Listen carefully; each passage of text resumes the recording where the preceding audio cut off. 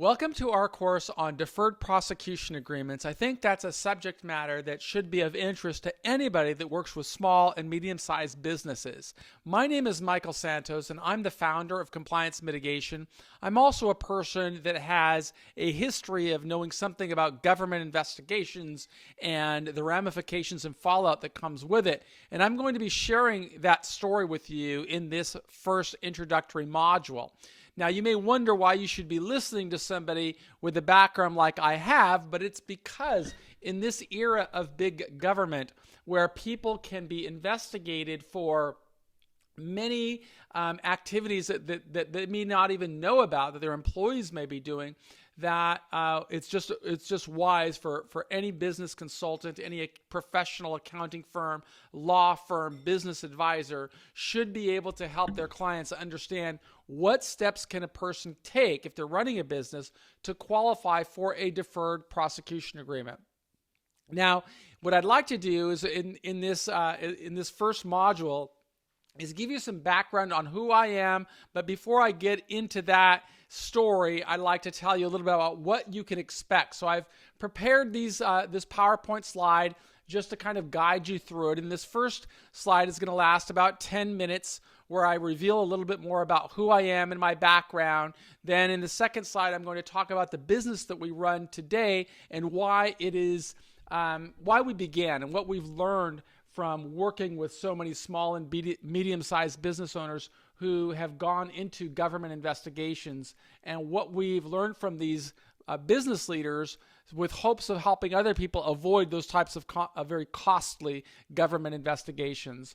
Then we're going to talk a little bit about white-collar crime, because at the heart of it, if we're talking about government investigations, if we're talking about deferred prosecution agreements, we're really talking about white-collar crime. And sadly, a lot of people don't even really understand what that means. So we're going to provide an introductory lesson on that subject matter, and then we're going to move into the subject matter that I think every business owner or manager needs to know about, and that's this concept of vicarious liability or respondeat superior. So we're going to want to make sure that you understand that, and we've got a module on that with an example. And then we're going to spend some time talking about government investigations. How do they start? What should a business leader be thinking about? How can they be proactive in a sense to avoid it with good compliance programs? And then we're going to extend that module with a more extensive discussion on prosecutors and what is it that they are looking to find when they begin an investigation. And I have this down as 10 minutes, but in all reality, this is probably going to be a little bit longer because it's really the heart of our story and what we do is really understanding what is the mindset of a prosecutor and what should a business owner be doing in anticipation of someday sitting across the table from a government attorney who's going to be asking a lot of questions. And you want to be able to answer those questions honestly and thoroughly and in a manner that hopefully will provide some level of plausible reason why the government should not prosecute the business. Then we're going to spend the rest of our time together, to the extent that we have time available, going over different examples of people who have qualified for deferred prosecution agreements, what they did, what they had to give up in order to get it, and what can we as business leaders learn from that. And then we'll have this period of question and answers. Although I'm recording this video, so as you'll see at the bottom of every slide, I've got my name and my contact information. And if you submit an email with a Q&A during this Q&A session, I will be able to respond to your questions. And in fact, during these breaks in between these different sections, I'm going to ask a few questions to kind of prompt you with hopes that you could answer the question, because I'm certainly going to be teaching about this pathway to qualify for a deferred prosecution agreement with the intentions of helping you as a business professional learn a little bit more about what steps you can take today to avoid complications later. And if it's not you, then you want to help your clients avoid this. And this could be also become potentially another business service that you offer, and that's consulting on deferred prosecution agreements and what you have learned. We are going to be happy to provide you with these slides and also with a PDF that you can download and keep in your file and share with your team. We're 100% open and transparent. And to start that, I'm going to tell you a little bit about my journey. Unlike all of the people who are watching this video that made really disciplined, deliberate decisions when they were young, I'm a guy who made some pretty bad decisions during this reckless transition of mine between my adolescence and my early adulthood. Back in 1985, I made the bad decision to start leading a life of crime by trafficking in cocaine. I was 20 years old, influenced by the movie Scarface, and that movie really put me on a bad path. I moved to South Florida. I began looking for suppliers, began coordinating with my friends from high school. We were all pretty young, and transporting that cocaine from South Florida to Seattle. And as a result of those crimes that I committed, I was arrested. I was charged in a criminal indictment. I went through a criminal trial. I made every bad decision a person could make. And ultimately, I received a sentence of 45 years in federal prison. And the reason that's relevant is because when I went into the system, it was much smaller. There were only about 25,000 people in the entire federal system. And a lot of people don't understand how the criminal justice system works. In the United States, we actually have many, many criminal justice systems. We have 50 states. Every one of those states has its own criminal justice system. We have the District of Columbia, which has its own criminal justice system. We have the military, which has its own criminal justice system. And then, of course, we have the big federal criminal justice systems. That's 53 criminal justice system, besides numerous municipalities and local jurisdictions as well, but they all fall under the criminal justice system. And what's really important about understanding that is how much it's exploded and grown.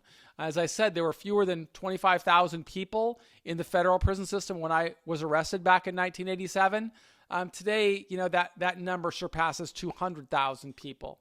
And there have been millions of business people who've gone into the system despite not knowing how their behavior led them into the system. And so we want to help business leaders understand the system better and hopefully make decisions that will minimize or lessen their possibility of becoming a target of a government investigation. I'll tell you a little bit about, while I was in prison, how I prepared for success. Really just made this decision to transform my life very early in the journey. I'm talking about in the first few months of my imprisonment. I wanted to make a decision, or I wanted to build a record to show I wanted to reconcile with society and make things right.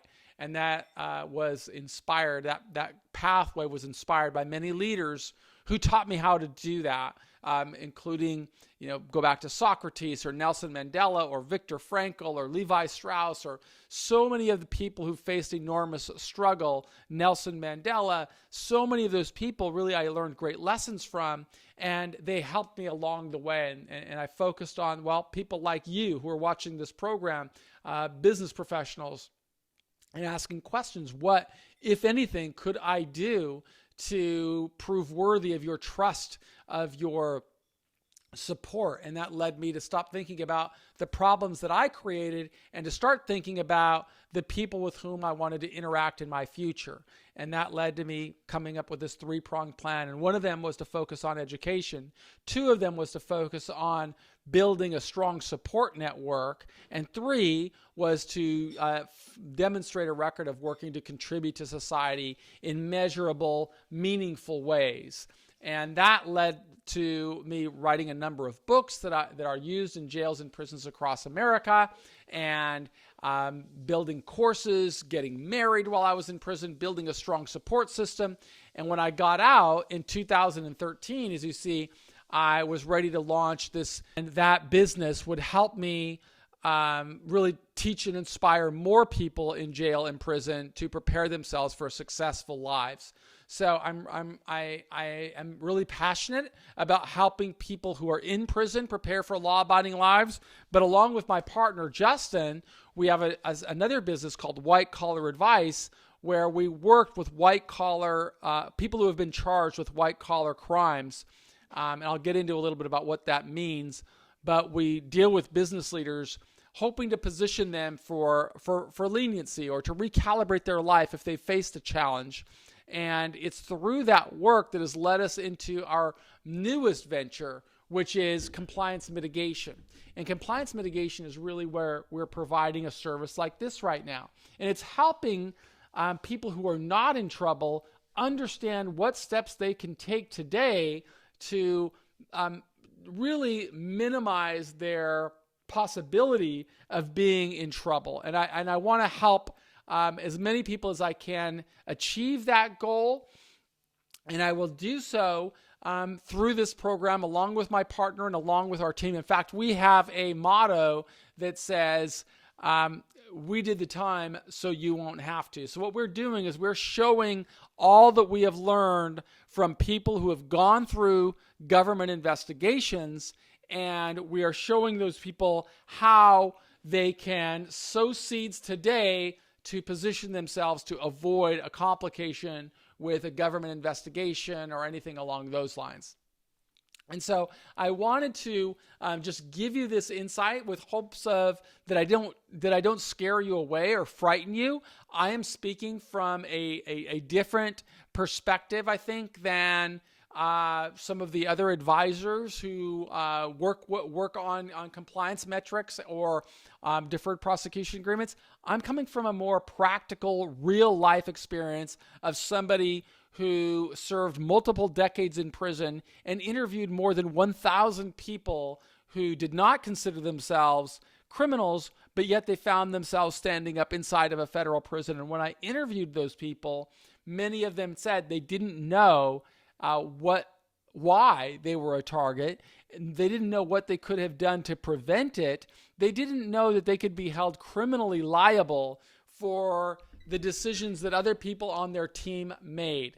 And I know this is a problem across America, and it's one of the reasons that we feel so passionately about wanting to spread this message. And so we're going to continue sowing these seeds by profiling other people that we've met and telling their story, and then hopefully creating courses as well that will help more people avoid a government investigation, and they can do so with really good compliance. So we're going to show you, we never ask anybody to do anything that we're not doing. So we kind of provide an example of how we do this in our business at Compliance Mitigation.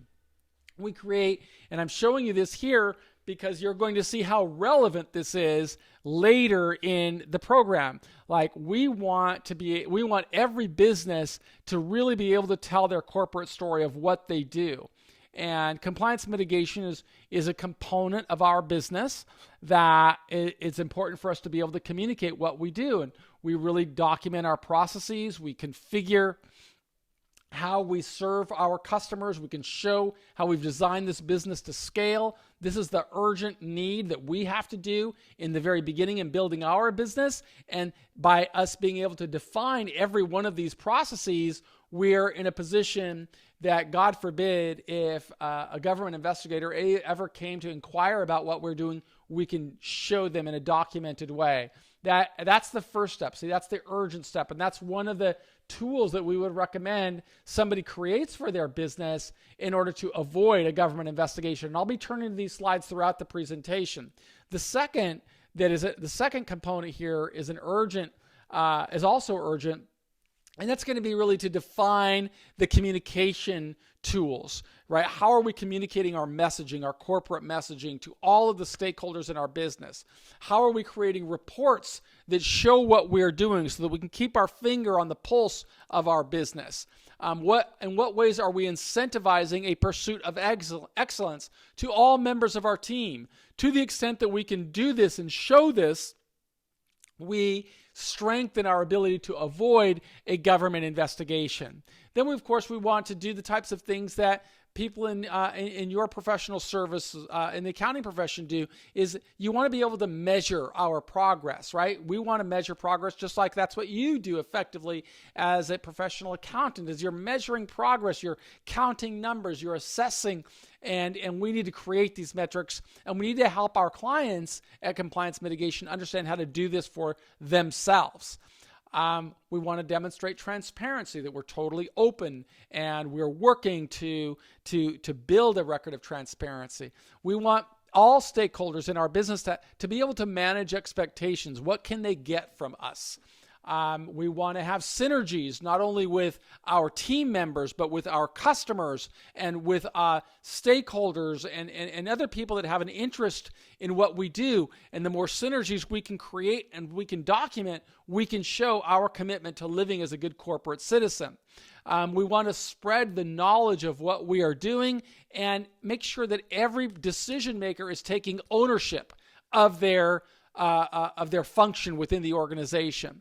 All of this message helps us with messaging. It lowers our costs because to the extent that we can get everybody moving in the same direction, we really advance possibilities to operate an efficient business. Our revenues go higher because when we're communicating with our potential client base, it's easier for them to see the value that we are going to provide if we can provide them these visuals. The effort gets to be a little bit lower because we are able to really know what we're supposed to do. The quality of our work increases, but most importantly, for purposes of a deferred prosecution agreement, is our risk levels go down. To the extent that we are transparent and we can show we're professional, we really minimize the risk. And that's what we want to show clients how to do as well. If you want to qualify for a deferred prosecution agreement, make sure that you invest the time to build this corporate messaging story. And so the other tool that we offer is this risk analysis. That's one of the key components of a deferred prosecution agreement, is to really be able to reduce the risk, to lower the risk levels. And so in this slide right here, you can see that's one of the things that we're helping businesses do, is we want them to be able to prepare documentation for audits, for investigations. We want them to be transparent. Visibility and training needs to be really not an afterthought, but something that is an essential component of the business. So every organization has, different functions within it, whether it's sales, finances, marketing, IT, legal, human resources, external, suppliers. All of these areas, we have people and processes in place. To the extent that we're willing to invest, we should be able to document what does excellence look like in every one of those functional roles. Then we want to make sure that we've created this visual presentation, but also a written presentation of policies and procedures that need to be frequently updated. We want to make sure that all scripting is written and stored on a cloud-based system so that if an investigator comes, we can demonstrate a real proactive approach to complying with regulations in the law. And then it's going to be important to have a certified online third-party training mechanism, and that's one of the roles that our team serves. Is we're a third-party authenticator because we create courses on compliance and then we measure progress. And then we move down to this in the scale, and we can communicate this to an investigator if they came, how we are regularly reviewing and updating our programs. See, this is a fully transparent workflow for teams, auditors, investors, and a scalable, compliant organization. To the extent that a company invests in this type of corporate messaging, they go a long ways toward avoiding the vulnerability of a government investigation. We've got the importance of really defining roles within the organization. So if it's a company that's got 10 people or 1,000 people, we really need to define who's in the role and what do we expect the people in these roles to accomplish. And you can see how we're doing it within our company and how we would advise another business to do this for their company. And if they don't have the tools, the resources, the time to do it, of course, we're ready to help. We then have this segment here where we're talking about the different roles and the functions within each group, and we want every business to be able to really keep a scorecard of roles and responsibilities. This is the way that a company can measure its progress. We want people to be able to identify how their workflow proceeds, and this is kind of that back of the envelope messaging from the time a business or a prospect comes into the funnel to how it works through the process with different options of, in our business, they get introduced to the services that we offer. They make a purchasing decision, yes or no. If they go through here, what are the different services or products that they can purchase, and how we can help them achieve their objectives. We have an invoicing system, of course. We ask for referrals. This is just a message that we use to demonstrate our commitment to transparency on both a B2B vertical as well as a B2C vertical, because we have two different verticals within our company. And then we start working to create an internet leads a swim chart. This is what we call a swim chart that shows, how people come in and how we handle them, whether it's through a website, into our CRM system, whether it's our sales function or our management function. We want to make sure that we're tracking every step and we can explain it if, God forbid, we ever have to answer to a regulator or a government investigator. And then we show, of course, the ways that our different business models or functions within our business model influence the business as a whole. All of this is part of the resources that we strive to create for the clients that we serve. We never ask anybody to do anything that we are not doing, and this is a process that we use. So I just wanted to share that information with you as you start thinking about a deferred prosecution agreement. So I think we're about 20 minutes into this video. It's probably a good time for me to give a little bit of a break to you. I'll ask you, I'll start the next one with a couple of questions, and then we're going to move right into, I think it's white collar crime, and we'll get into that segment with hopes of providing more value to you. I do hope that you are learning something of what we can offer and why we are uniquely qualified to speak about deferred prosecution agreements from this perspective. Again, our motto at Compliance Mitigation is we did the time so you won't have to. And we want to provide as many resources as we possibly can to help business leaders avoid government investigations with outstanding compliance programs, but also help business professionals like the accounting profession understand how they can serve their clients by helping them understand the same lessons that we are teaching here. So we encourage you to share this video, and if we can be of any help whatsoever, send us an email to the information below. I am Michael with ComplianceMitigation.com, and I'll be right back after the break with our next segment on white collar crime. Thank you.